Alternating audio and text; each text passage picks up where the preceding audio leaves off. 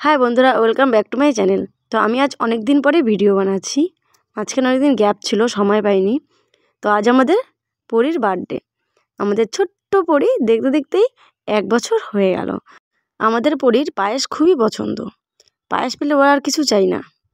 তো এখন পায়েস খাচ্ছে। তো তোমরা ভিডিওটা দেখতে থাকো।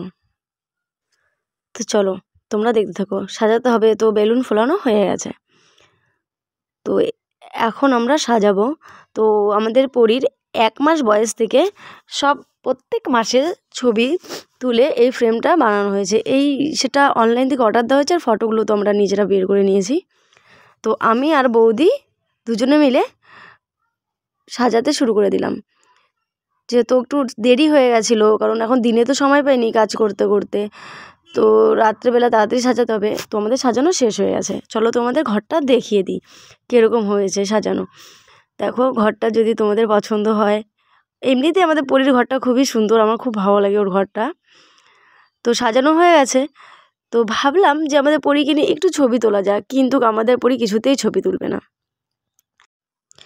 প্রথমে তো ভেবেছিলাম যে ঘরেই কেক কাটা হবে, তাই আমরা সবাই মিলে ঘরটাই সাজিয়েছিলাম। কিন্তু ঘরে কেক কাটা হয়নি, কারণ এত লোক এসেছিলো যেটা ঘরে জায়গা হচ্ছিল না। আর এখানে কেক কাটা হবে বাইরে। আর এইটা হচ্ছে এই ফটো ফ্রেমটার মধ্যে আমাদের পরীর সব লেখা আছে, ওর কবে জন্ম নিয়েছে, কোন মাসে, সব। এখন কেক কাটা হচ্ছে।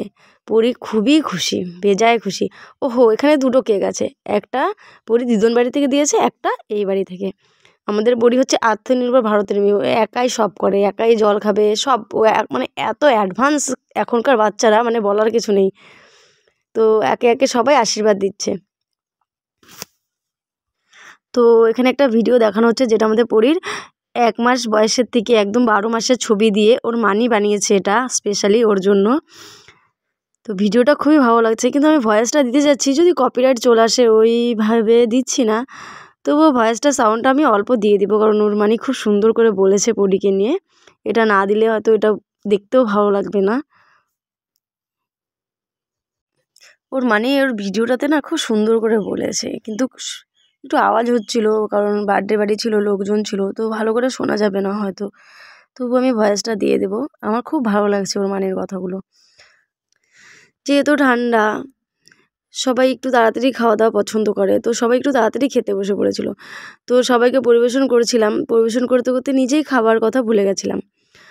আর হঠাৎ করে বাড়ি চলে আসলাম। এসে দেখি যে বাড়িতে আমার গোলাপি সারারা চলছিল, কিন্তু গোলাপি সারারা তো আর দিতে পারবো না, কারণ তাহলে তো কপিরাইট খেতে হবে।